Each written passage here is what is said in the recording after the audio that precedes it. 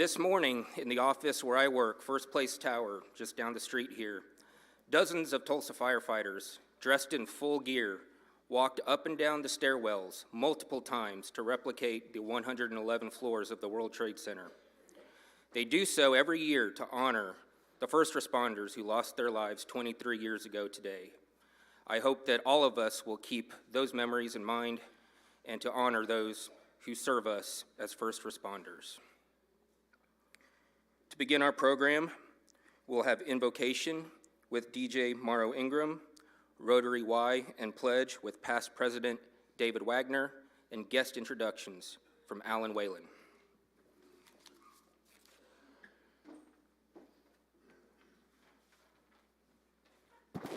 Let us pray.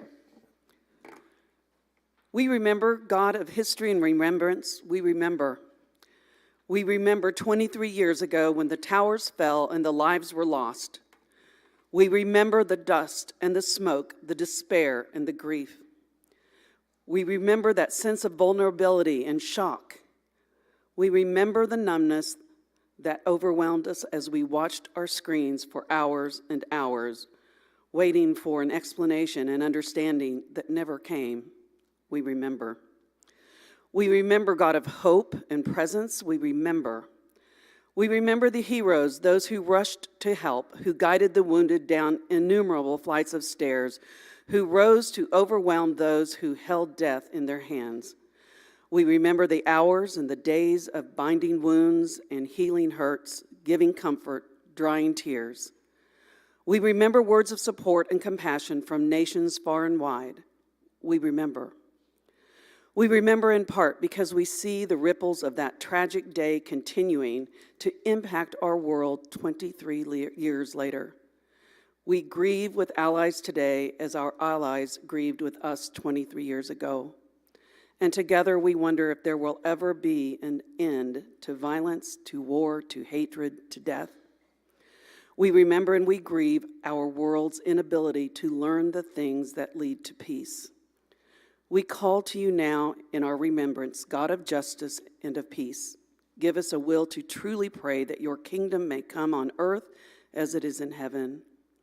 On this day of solemn remembrance, may we honor the lives that were lost in this tragic act. May we give thanks for those who served and saved, rendered aid and assistance. May we give comfort to those who live with loss. May we seek justice and peace where it is within our ability and rely on you when the ability escapes us. On this day of solemn remembrance, may we build what has been torn down.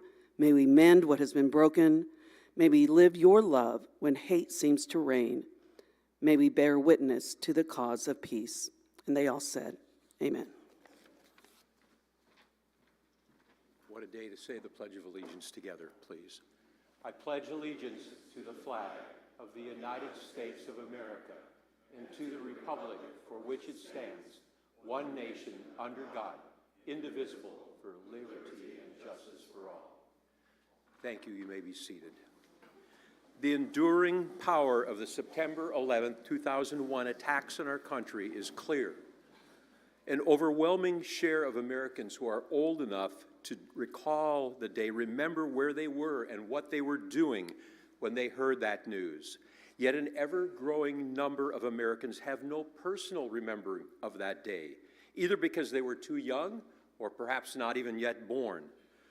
But those who remember that day remember how it brought our country together to grieve for those who lost lives and to reach out and help serve in many ways those families who lost loved ones or were impacted by this tragedy. My Rotary why is simple and easily described: service, relationships, and community awareness and engagement. Service above self is the motto of Rotary International, which reminds Rotarians to help others instead of just thinking of themselves. Today, our two speakers who represent Grand Mental Health, an organization that cares for and serves those as need in our community and beyond. Relationships. I have met so many individuals from across our community representing businesses, nonprofits, local, state, and federal government leaders, and the list could go on. Rotary has given me the opportunity to not only meet these individuals, but to build relationships with them. And lastly, community awareness and engagement. Through the programs and speakers like we're going to hear today, I have become more aware of the impact and the value that our nonprofits have, whether they be small or great. Health service organizations, businesses and communities, from small to large as well, that they bring to our community. We can just live in our community, or we can be truly part of our community. But that part requires engagement in our community. Service, relationships, and community awareness and engagement, that is my Rotary why.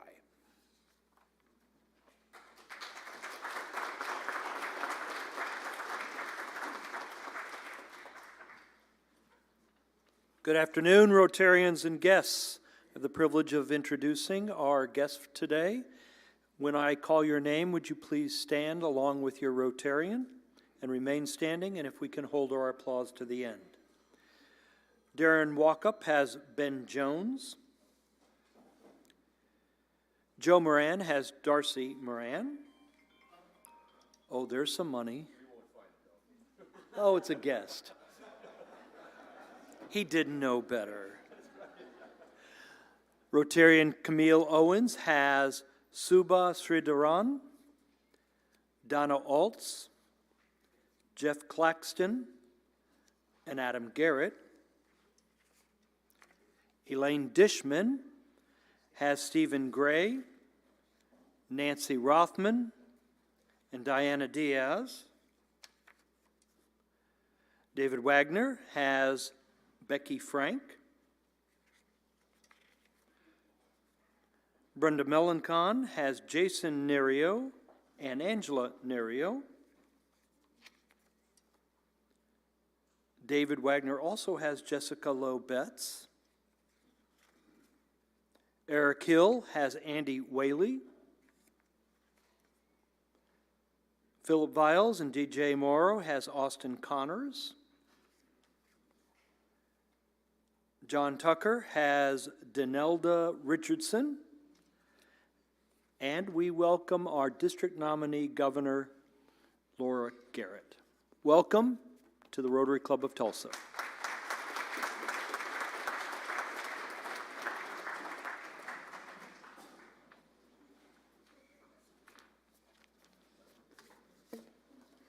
I'd like to offer a special thanks right now to past President Tiffany Egdorf and to Eric Cullen, who represented our club this past week in Huntsville, Alabama, at Rotary's Heart of America Conference, which is a gathering of Rotary Zones 30 and 31, which truly does represent the heart of America. It stretches from a small part of Texas through Oklahoma, Louisiana, Ohio, Southern Illinois, and pretty much everywhere north and south in between. They were there to represent our Anti-Human Trafficking Committee, building relationships and collaborations and working on bringing awareness and solutions to end human trafficking. Also, thank you to past President and District Governor-elect John Raines, who was also representing us at that conference. Our club obviously has very good representation at these conferences because our members truly do understand the heart of Rotary and service above self. So thank you both.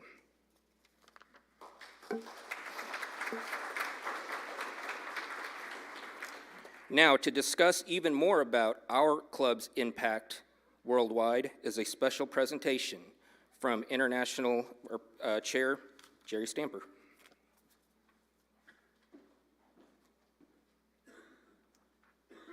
Thank you, Daniel. I want to speak, Rotary International Projects Committee has highlighted a special project that we feel like Rotary needs to become involved in. It is bringing, the Rotary Wash Project will be bringing potable water to communities in the western highlands of Guatemala. These communities suffer from chronic lack of clean water and survive on subsistence farming. Bad water has led to chronic malnutrition, which leads into 40% less stunted growth and problems with young children as well. So upon Global Grant approval last month, the monies we as Rotary Club will be partnering with the Rotary Club of Cupertino, this the international project sponsor, and our strategic sponsor, World Vision, which will be a 50-50 deal. They've had boots on the grounds in Guatemala for the past since 2005. So a combination of that, we should be able to start that project as of August of this year, a 2-year project. And I think, Miguel, would you bring up that first slide? You can see the area we're talking about. The highlands is just north and west of Guatemala City. And that area is where we have about 10,000 population, in which case they are, 80% of the population is below the poverty level. And you can see that they have, but this will bring that fresh water to them. It'll be a mountain-fed spring. Next slide. This is a picture of some of the, Miguel, one more slide. You'll see just some pictures of the community there. And then the next slide will show it'll be a gravity-fed stream from the mountains with pipelines down to the different villages encompassing the 10,000 population. So we're real excited about this project, and I think this is the first project we've had in a few years pre-COVID, and that money has been set aside, again, 50-50 with World Vision. So just wanted to let you know and let you know this is coming. We're going to have a guest speaker in March coming from Cupertino, California, to talk about the project and update us on the progress. You can see the mountain fed springs on the far right and the pipeline as depicted, and there'll be distributions to different areas because in this area, they have to walk miles to get water. This will be distributing it from tanks and into different villages. Thank you very much.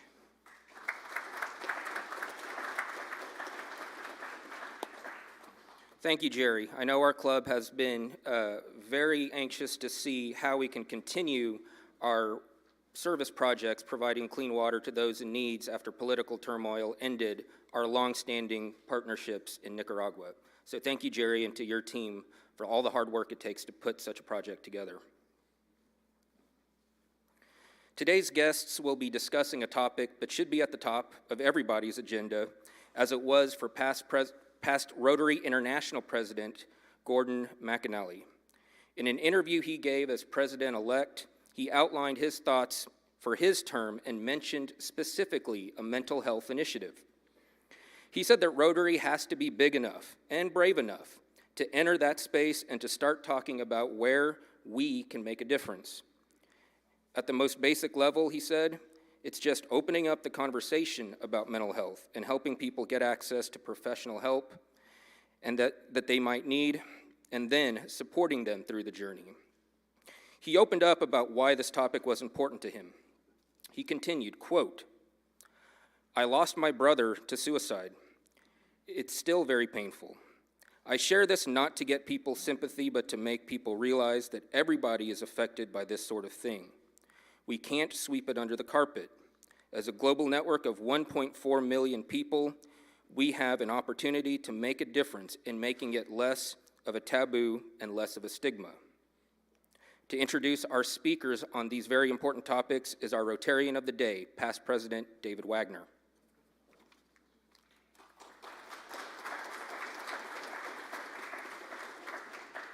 Thank you, President Daniel. That was a wonderful introduction on that part. Larry Smith, Chief Executive Officer from Grand Mental Health, has over 40 years of experience in managing nonprofit agencies, including the last 26 years in leadership with Grand Mental Health. During his career, Larry has worked closely with medical workers and law enforcement to provide better care for individuals in the least restrictive environments.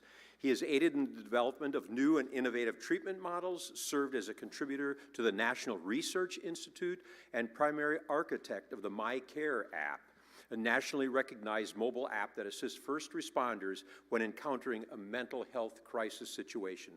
As a veteran of the U.S. Air Force and a certified peer recovery support specialist, Larry understands the value of life experience in helping people achieve and maintain recovery. Josh Cantwell, Chief Operating Officer of Grand, guides the day-to-day operation of the organization's 30 clinics and centers in 13 Oklahoma counties, employing more than 2,000 staff members. During his tenure with Grand, Josh has been instrumental in the development and oversight of many of the agency's breakthrough mental health programs, including Grand's patented 24/7 treatment model, which utilizes mobile technology and many numerous levels of care to provide instant access to treatment when and where it is needed. Both a licensed clinical social worker and certified peer recovery support specialist, Josh also holds a Master's of Business Administration emphasis on healthcare administration. His over 20 years of experience in the mental health field includes leadership at ROCMND's Tulsa Area Prevention Resource Center and Oklahoma Mental Health Court System. In addition, Josh has created and published more than 20 therapeutic games focusing on mental health and substance abuse. Please join me in welcoming both Larry and Josh.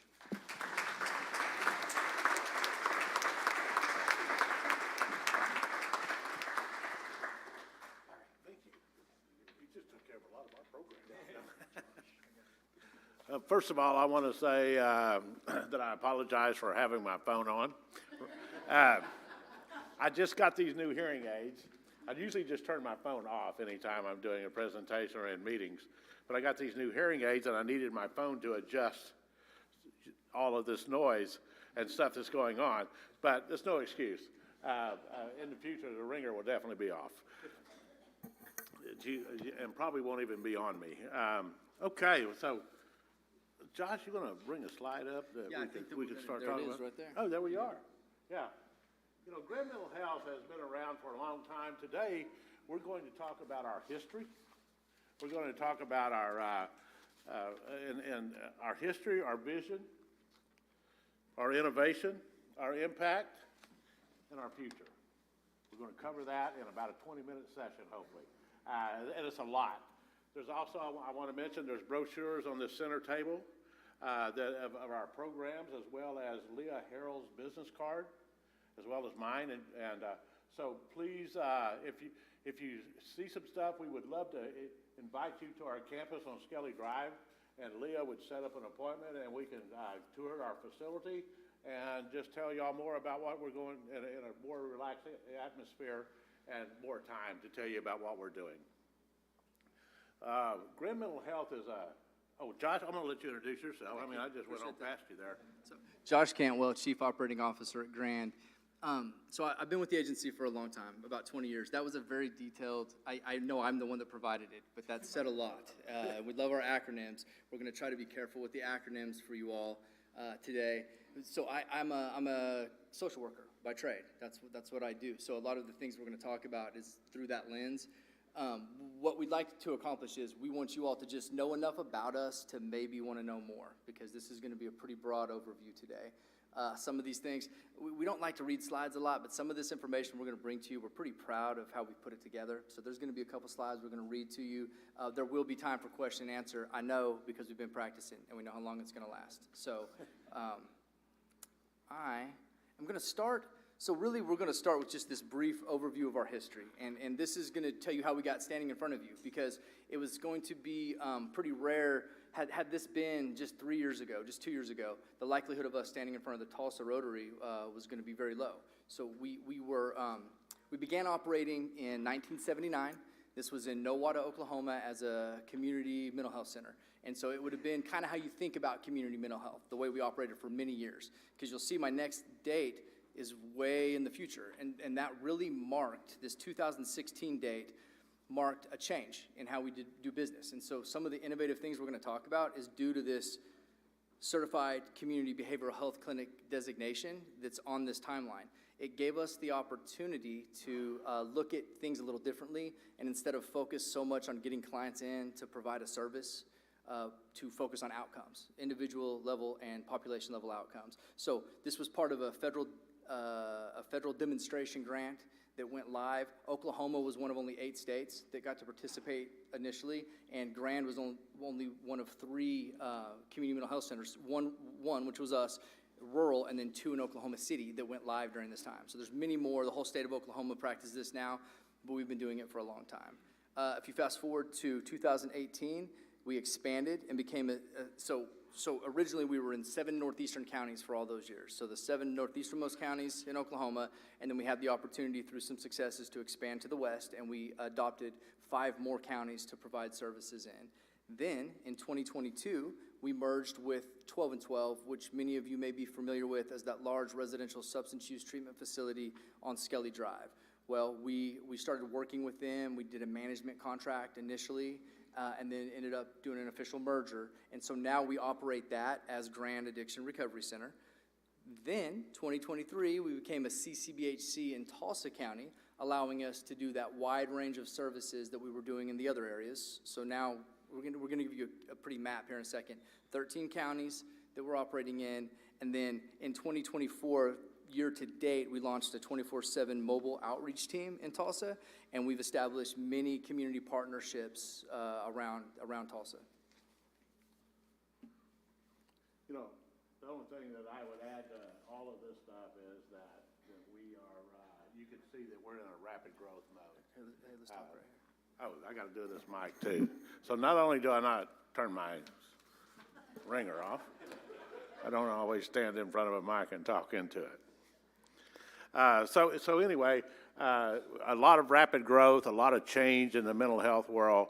You know, when we were talking about the 9/11, the first thing I was thinking about is the trauma. And we treat trauma and one of the things that we know about trauma, that you can get better with treatment. PTSD, trauma, all of those things that's in the mental health world. And I didn't have that on my slide. However, listening and remembering about 9/11, how important it is to not only treat trauma that's happening today, but generational trauma, as well as trauma that could be 25, 30 years old. People are still dealing with it, and we need to be available to them. So in Oklahoma, we are in 12 counties in northeast Oklahoma, and just recently, you saw the timeline, we came into Tulsa County. In that area, we have about 2,300 employees, between 2,300 and 2,400 employees this week. Always hiring, it seems like, and always building new programs and services. We have some really, we're in 29 clinics across those 12 counties, and as you can see, we also have other programs in those 12 counties like family crisis centers, urgent cares, and other programs specifically designed to get people access to care. Access will always be the key to success when it comes to mental health. You got to be there when and where the client needs you, not necessarily when and where you want to be there Monday through Friday, 8 to 5. This is a 24/7 programs, and because mental health is 24/7. So anyway, I'm going to let Josh talk about this next slide. This is one of those, I am going to read this to you, and I'm probably less confident reading in front of a group of people than I am just talking to you, but I want you to hear every word of this because we've worked really hard to hone in this purpose. It's going to sound, there's some gravity to it. It's going to sound lofty. It's going to sound like something that a community mental health clinic in Oklahoma may not strive to do, but this is what we're trying to accomplish. We want to improve life. This is about long-term, positive, generational impact. It involves using the mental health industry as a launching pad to improve communities around the globe. We're not just improving lives today, we're creating and establishing best practices that prioritize a community's mental health while encouraging people to live their best lives. Our purpose is not just a mission, it's a legacy. It's the legacy of Grand. Our contribution to humanity and our commitment to improving global communities through mental health initiatives. Now, that's a lot, and it took a long time for us to just be comfortable saying that out loud, because remember, we're not just telling people in the community that, people may roll their eyes and be like, okay, good luck, that's a lot. But we're telling 2,300 people that work for us that this is what we're trying to accomplish. So then, after we say it, we've got to give them the ability to do that. We've got to give them the means to make that happen. For us, as a CCBHC, a Certified Community Behavioral Health Clinic, it's our belief that we're not just treating individuals in the community, but we're treating the very community itself, and it even goes beyond that. So we believe that we are, you saw the timeline, we went live with this demonstration model very early. We believe in the model, and so we're having to teach people around the country how to do this. We have people coming in to see us really on a monthly basis. The city of Las Vegas, so the mayor pro tem, city council members, and multiple delegates from Las Vegas were here a couple weeks ago. They spent 2 days. So they dedicated a lot of time. 15 individuals spent 2 days in Tulsa at our campus learning how to do what we're teaching you. But we think it's our duty. We feel like we have some answers. There's plenty of things we're trying to figure out still. And so that's part of what this purpose is. Next slide. And so as we look at our purpose, our culture is about our purpose. These words, right? These 5 words are just words until they're part of your culture and until you actually make that part of what you are and who you are, and every employee that we have has bought off on these 5 words. And the only word that I tried to get in there, instead of caring, I wanted to put kindness, but I got voted out. But kindness is kindness and caring kind of intertwined, because I'm a real big person on kindness can take us a long ways down the road. It's kindness that allows us to have access 24/7 for clients to get care. All of those things, to me, are us being kind in our community, to our community.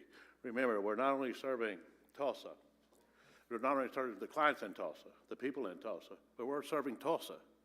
We make communities healthier one client at a time, one person at a time, by being kind and by tenacious and by being transformative and creating new ideas and meeting the needs of people where they're at. Josh, you want to add anything to that? I do. I think that when we look at this and we use this as an agency, that we're looking at this kind of as our litmus test. So when we're choosing how to utilize our resources or deciding if we're going to commit to do another endeavor, it's got to stand up to these core values. And so we were very purposeful, I guess, pun intended, in developing these. The one that jumps out at me, though, is tenacious. I think you're going to hear it. That's a pretty aggressive word. There was another word, I can't remember. They came with one that was more aggressive than tenacious, that had almost the same connotation, but, I mean, I can't remember. I wish I probably need to come with that next time that I do this. But tenacious, to me, it's kind of how we make decisions when it comes to the outcomes that we're looking for as an agency. So you're going to hear that laced through the rest of the presentation, that we're trying to accomplish something with everything that we do. And historically, what you've got is you've got this environment where we all know what our resources are. So we know the people that we have, and we know the dollars that we have to achieve something. And then what usually happens is agencies like us, even us until just recently, then we put a process in place. So we know the process. That's another given variable. And then the outcome is what we leave to be the unknown variable. And so what happens invariably is you get an outcome that you're underwhelmed with. It just doesn't seem to meet our expectations. And we're like, well, let's try this again. Well, so we're tenacious in the idea that what we've done is change that equation a little bit. Same inputs, but different order. And so we start with the outcome in mind now. What that means is that we look at what we're trying to accomplish. And then we already know our resources. We know the people and the money that we have. And then we take those resources and adjust that process tenaciously until we reach that outcome. We use continuous quality improvement, and we don't take no for an answer. And I think that that's what has led to some of the successes that we've had in recent years. Now, this is like, we could do the entire presentation on this slide. This is our favorite slide, and so Your favorite slide, not necessarily mine. Go for it. so he likes it. He likes it. So this is what we do. I mean, this is, if we talked about having a shtick, this is what we talk about every time that we're in a group of people. We provide unbridled access to high quality services, and we want those services to be outcome driven and provided in the least restrictive environment. If we accomplish that, we win, the people we serve win, and the community wins every time. So unbridled access to us, we have multiple 24-hour facilities that are sprinkled across that service area that you saw the map of. And so those clinics, they're urgent recovery centers, but they're psychiatric urgent recovery centers that are open 24 hours a day, 7 days a week, 365 days a year, that have doctors, they have therapists, they have peer recovery support specialists, care managers, nurses. They can take people all the time to start treatment, no matter where they're at in that journey. So that's part of it. The other part is, when people aren't there, we still want them to have access, and we don't want them always have to come to us, because we're trying to treat them in the least restrictive environment. So we have 13,000 iPads, mobile devices with a custom application, that are in the hands of clients, law enforcement officers, and other community partners, so that they never have to think anything beyond, man, I could maybe use somebody to talk to right now. And they hit that button, and they get connected to one of those live therapists 24 hours a day, 365 days a year, 7 days a week. That's what unbridled access means to us. Larry, you want to touch on this one? I know you want to talk about least restrictive environment. Unbridled access, like I said earlier, access is the key to people getting services. We built an urgent recovery center here in Tulsa and in a crisis center. And used to, when you wanted to get into 12 and 12, when we first started, well, we've used 12 and 12 for a lot of years, by the way, from our Northeast, for people that need that service. But Normally you would call and they would say something like, we'll have a bed in 3 weeks. We knew that was wrong. We knew that recovery from addiction is a very short period of time. And when somebody's considering it, we have to take that short period of time and make sure that they get care. So now when somebody calls, we say, do you have a ride? And if they do, we tell them to come on down. If they don't, then we say, we'll come and get you. Where are you at? So that is a big difference between access and people getting the services when and where they need them. Not necessarily when and where we want to work, by the way. But anyway, you slid something on me. Well, it's just your... Oh, I was going to talk about that. Go back. Can you go back?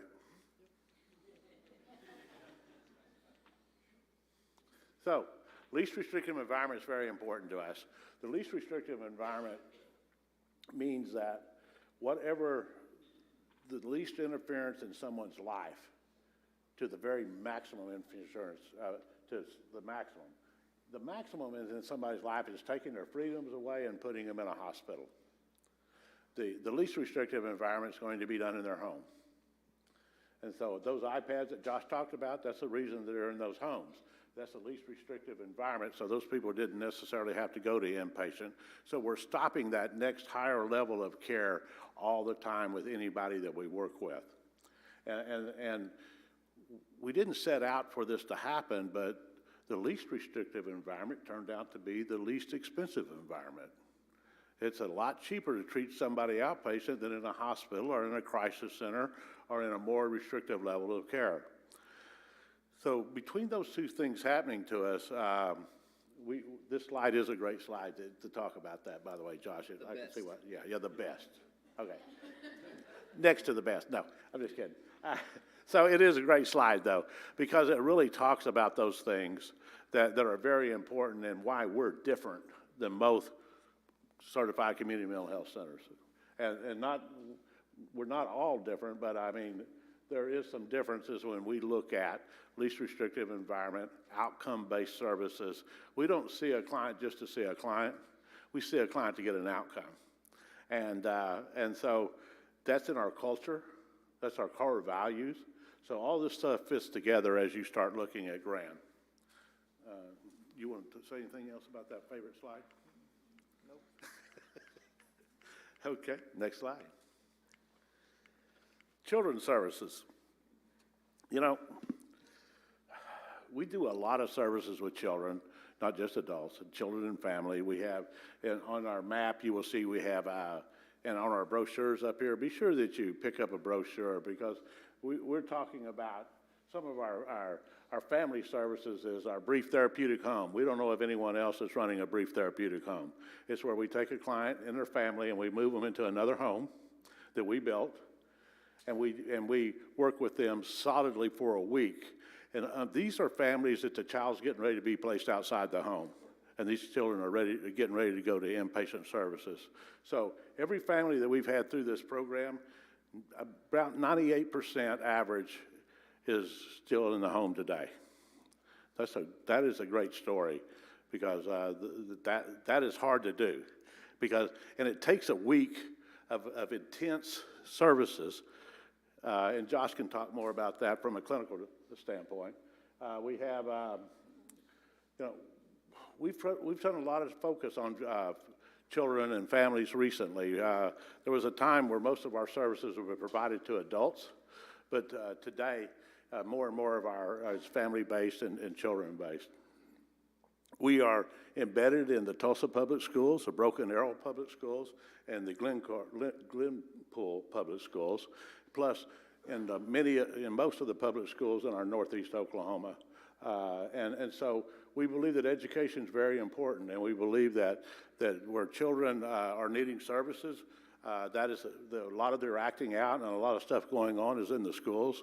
And so if we can embed staff there, therapists there, that can be there again, when and where somebody needs our services, it goes back to that core value and that concept. So, Josh, I'm going to let you talk at the clinical pieces of that. Yeah, I'll just touch on that brief stay therapeutic home. So we developed the slides and we said make certain things pop out, and that just an underline is all we got. So like that's what we're trying to make those three down there pop for you, and that's what we came up with was a underline. That represents kind of that idea of us using that outcome-driven mindset. So historically, you've got a couple levels of care that are meant to treat youth, and it's more so like that as the recent history has shown us. There's other people and us trying to fill these gaps, but usually you've got outpatient services, which is your least restrictive, least most least acute environment to provide service, and you got inpatient hospitalization. And so there's millions of miles in between those two that we needed to fill a gap so that kids that weren't able to be successful in outpatient care didn't have to go to the hospital. And that's kind of what we ran into. So that was what born, that's how these were born, these three distinct levels of care. The brief stay therapeutic home, I can't let you leave until you understand how cool it really is, because it is, it's a combination of two evidence-based practices that we've had good luck with. There's one called parent-child interaction therapy, where there's a two-way mirror in an office where a therapist sits on one side, the family comes in on the other side. They're mic'd up with an earpiece, and the therapist gives feedback in real time to the parents, so the parents can work on interactions that are not working well. And what it does, it gives, so they can see how things aren't going well. We give feedback, tell them try this, parent tries the new technique, and then they see the results and it reinforces it in real time. But usually you get to do that a couple hours a week in a therapeutic session. So we're like, let's put them in a house and let's wire the house, and that's what we did. So this house is custom made. It looks like any other house. It's ligature resistant in case there's a tendency for self-harm or something like that. But beyond that, it has, in all of the common areas, living room and kitchen and places like that, it's got cameras, and then we have them mic'd up also, so that at times of communion, like before school, after school, meals, bedtime, when fights occur, my daughter and I, when we do homework, you can guarantee that there's going to be a fight when we do homework. And I think it's her fault, even as I'm talking to you. But I could use, from time to time, a mic in my ear to tell me, try this instead of this. My wife tries to fill that role, but that tends to aggravate the situation a little bit. So what we've seen is that's what we've done. So we've had, like Larry said, we've had over 100 families come through this program. It's worked so well that our limitation, I'm talking way too long about this, I already know. Our limitation. I'm watching the clock for you. Our limitation is physical space, so we are doing it now mobily. So we have these mobile units that look like when a roadie has a suitcase with equipment for a band, and we take them into a house, and it unfolds, and it has the camera and the microphone and things itself, so that we can now do this in people's homes. We just rolled that out through our CQI process in the last few weeks. So that, I hope it sounds cooler. I mean, I just hope that, like, it is. It's really cool. Yeah, I mean, it allows people to be treated in their own home, which is the least restrictive environment. Not everybody can pick up their stuff and move into one of our homes that's done that way, but everybody usually will allow us to set up in their own home and get the same outcomes that we're looking for. Adult services, some of the stuff on here, it's what you would expect. So some of the things are going to be your core mental health and substance use treatment services that you would already know is going to be on the list. The ones that I have had them pop out is going to be the iPad services, that 24/7 mobile outreach that we're talking about. This is one that we don't believe is happening anywhere in the country to this level right now. So we have, right now, as we sit here, there's 2 vehicles that are wrapped in our logos, driving a circuit around Tulsa to places where individuals congregate that are street homeless or actively using substances or high propensity for untreated mental illness. And we're going through these all night long. So we just continually drive these circuits. As you can imagine, a lot of gas stations, Quick Trips specifically, because they're not only convenient for us, but they're convenient for people that are experiencing these needs. They're safe. But the cool part about this is last month, we brought in 100 people that didn't ask us to be there. They're doing what they do, and we showed up and used motivational interviewing practices, and they got in the car with us, came to our facility. Half of those stayed for treatment. So For us, it's the highest outcome month we've ever had. I'm glad that those numbers came in before we came and talked to you all, because it kind of validates the investment that we're making in those. It's one we're getting a lot of attention for. Do you want to talk about the academy? That concludes our presentation. Thank you. Y'all obviously like that part of it, right? Yeah. So, you know, the iPads, of course, is a big product that we're using. Like I said, it has 13,000 clients' homes, a red button in every police car in northeast Oklahoma. We don't have them in every police car in Tulsa because we're just not there yet, but we're working on that. But police officers are traumatized a lot, by the way. Anybody a police officer in here, you know, when they're coming up on accidents, they're coming up on situations that somebody with a mental illness, and they really don't always know what to do with that person. With that one touch of the button, they can have a therapist hand the iPads to whoever they're dealing with, and they can, and we can talk to them and see what's going on and help the police officer make some decisions. Jail diversion is a big piece of this. I mean, we have seen some serious jail diversion by giving officers a different option and different ways of being able to deal with people.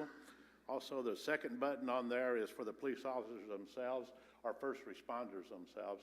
And it's a button they can touch after they've had a traumatic experience of pulling someone over, or coming up on a car and a child's been in an accident, or someone's been killed.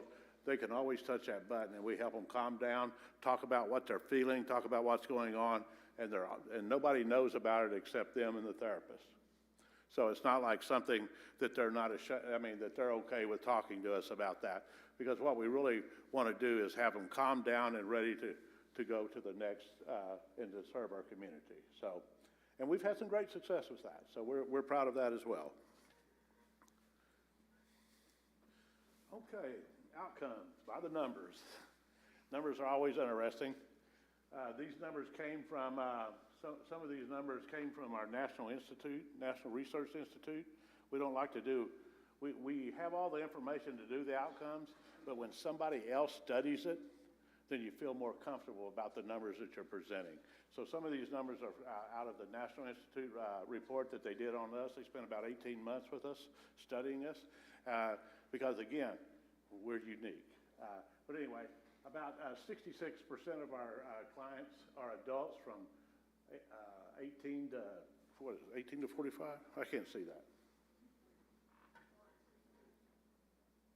Yeah, okay, y'all can see it. But anyway, and then children is 30.5%, and then people over 65 is 3%, 3.3%. That's how our population breaks down this week or this day, or whenever the slide was done. We served 30,000 people in 2023. That's a 16% increase over 2022, so we know that we're reaching more people and we're serving more people every year. We have a 93% reduction in people going to inpatient from the previous years over the past 6 years. That's a 91% of people, of adults, that we were serving them in our crisis centers, our urgent cares, and other ways besides them going to inpatient hospitalization. Saving is about $62 million over those 5 years, or whatever years those are, and then an increase of 362% to adult services over the past 8 years. I think it's an 8. I guess I could look over here and see it. Anyway, these are things that we're proud of. This means that access is working, and we're moving forward. So, next slide, please. Yeah, what does it mean for Tulsa? We gotta get past. Yeah. So, for us, ARC residential treatment is a huge part of what we're doing here. So that's going to be your people that are coming in for substance use needs. These numbers are a little bit old, so it's like 2 weeks ago we put the slideshow together. So you're looking at over 4,000 people have come in for residential treatment. People served in that urgent recovery center, that 24-hour access point that we were talking about. We've now had close to 5,000 people come through that facility, and then 3,250 contacts monthly with people on the street. I told you what that culminated in. So that doesn't mean that they're not coming in other times once we teach them about our services. The ones I was talking about just got in the car and came with us. So outreach clients directly admitted to Grand, 1,500 a year. Those are people that don't even know that they want treatment. They're minding their own business on the street, using drugs sometimes, living their life, and we tell them, there's a different way. So pretty impactful numbers here for Tulsa specifically. Our future is a lot larger than what I'm about to show you up here, but I'm real quick, I'm gonna go through it. This is the facility on, which is the old 12 and 12, which is now the Grand Arc. We are working on remodeling it. We want this facility, when you drive on the campus, you immediately start healing yourself. I mean, you immediately feel better about where you're at. These are people that have not had a good life, at least the last few years of it, and so we want them to feel better. So when you drive on this campus, we want it to be a very pleasing place. When you enter our services, we are going to go from a 200-bed facility to a 400-bed facility as part of our future and our goal, because the drug and alcohol and addiction has that type of need to it. But in order to do that, we have to be able to feed all those people. So we're redesigning the kitchen, making it look more like a college place for people to eat, wanting people to make sure that we're not doing anything to get in the way of them staying there by feeding them well, because many of the people who are coming in, it's now malnutrition because of abuse of their bodies and drugs that they've been abusing. So, and then having a workout place, and then of course having treatment. We also bought the two buildings, the two Skyline 1 and the Skyline 2 building there on Skelly Drive to increase our services on that campus and in that location. So we're very much active in Tulsa. We're looking forward to growing, giving people access when and where they need it. And really, you got anything you want to talk about on that, Josh? Yeah, we have time for one half of a question, it looks like. We're skidding on two wheels. It says questions on that slide. Yes, sir. So, as an attorney, I have a lot of clients and families that need services like this. Is it free? Do you have, Blue Cross and Blue Shield, or what's your economic model? Yeah, so our population that we're charged with serving is the indigent population. So it's going to be your Medicaid population, your population of those that go up to about 200% of poverty through the Department of Mental Health and Substance Use Services. So what we say is you can't make too little money to come see us, but you can be in a situation where you make too much money. But we do take multiple insurances also. It's one of those things where we would check and see if they're in network with us. So the answer is, funding may be an issue if they have enough means to access services somewhere else besides us. We are the safety net. Yes, sir. What kind of trauma are you seeing our young people, our students up at Tulsa Public Schools? Yes. What are they dealing with today that is having the biggest impact on our young people? It's just different than we've ever seen before. So I think that we don't know what the pandemic did to our kids. First of all, I'd say if you make me point to two things right now, it's access to information on social media and the impact of the pandemic and how that has the anxiety disorders on a regular basis that just are. We would never say that something is not founded, that there's not a reason for it, but there's this built-in reason for this large population of our kids that went through this uncertainty of watching us act nuts about some stuff for a few years. So I know from my daughter and us having conversations, I think that we deal with a lot of school shooting conversations and things of that, not to mention just your traditional traumas. I think that, but now social media is doing something to all of us, but they're just not equipped to handle what it's doing. Those are the easy answers. I'm sure there's more, but that's the three that I would point at.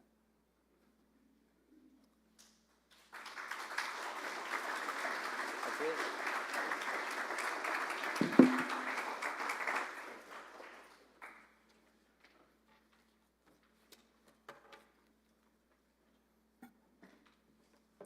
I know in a room this size, I'm not the only person for sure who has been personally affected in one way or another by one or more of the topics talked about today.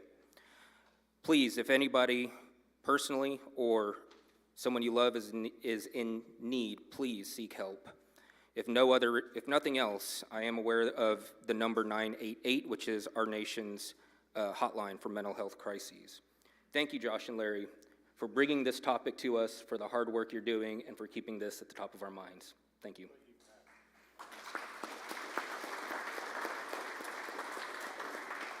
A book recognizing today's program will be presented to our partner in education school, Celia Clinton Elementary.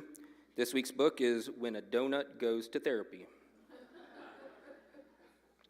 Upcoming program, September 18th will be Corey Taylor, former TU football player and CEO of Tayburn Music.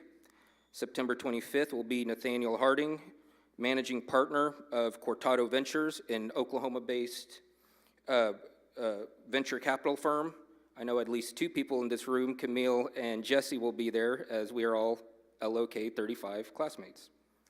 October 2nd, Scott Klosowski, an author on technology and society. Upcoming events, Tulsa Area United Way Day of Caring is this Friday, September 13th, from 12:30 to 3 p.m. at Iron Gate. If you have already signed up, or if you sign up through the Monday message, you will be presented with your t-shirt on arrival at 12:30. Please help in any way you can. And now a side mic announcement from both Sheree Gardner and DJ Morrow Ingram.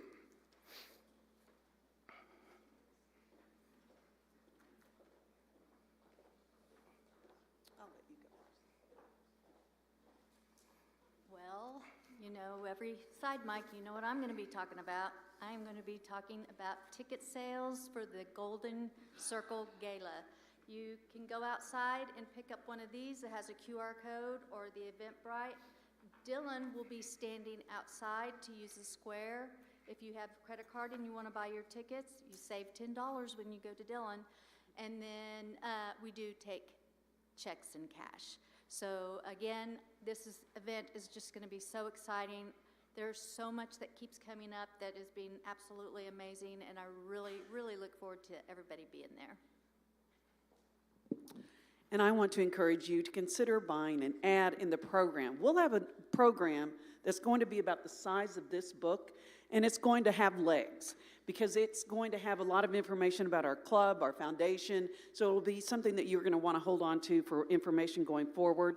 The advertising prices are great. You can get a full-page ad for $500, a half-page ad for $250, and a quarter-page ad for $100. And if you pick up one of these flyers, it's out on the table, all that information is on the second sheet. So we just encourage you to support the club and the foundation by purchasing an ad in the booklet, purchasing your tickets, becoming a sponsor. Thanks.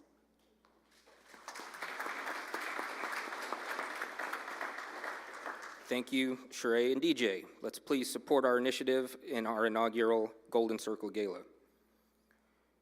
Special thanks this week to gold sponsors We Be Trees, Tim Knoll, Max Electric Supply, Jack McGlumphy, Coldwell Banker Select, Sheree Gardner, OK Ethics, Mary Lytle, silver sponsors J.D. Young, Doug Stewart, Trust Company of Oklahoma, Michael Hairston, Allen Edwards Company, Chip Edwards, and bronze sponsors Spirit Bank, Rhonda Hayes and T.C. Blair, The Spring, Leslie Klingenpeel and Jason Fitch, TTCU Federal Credit Union, Dan Newberry, Yale Cleaners, Bill and John Rothrock. Committee meetings. Today, the Board of Directors will meet in room 231, and Anti-Human Trafficking Committee will meet in Parker Hall immediately after today's meeting. Earlier this week, we lost an American icon in James Earl Jones.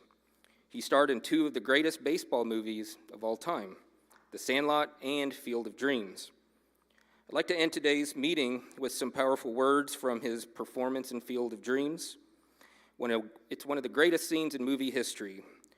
I will make no attempt to imitate his speech pattern. It would be an insult to him, his legacy, and to everyone here. But the words still ring true, I think, today, and I'd like to leave you with them. The one constant through all the years, Ray, has been baseball. America has rolled by like an army of steamrollers. It's been erased like a blackboard, rebuilt and erased again. But baseball has marked the time. This field, this game, it's part of our past, Ray.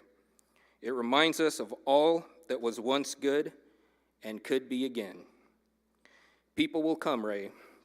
Most people will most definitely come. Thank you for joining our meeting today. We're adjourned.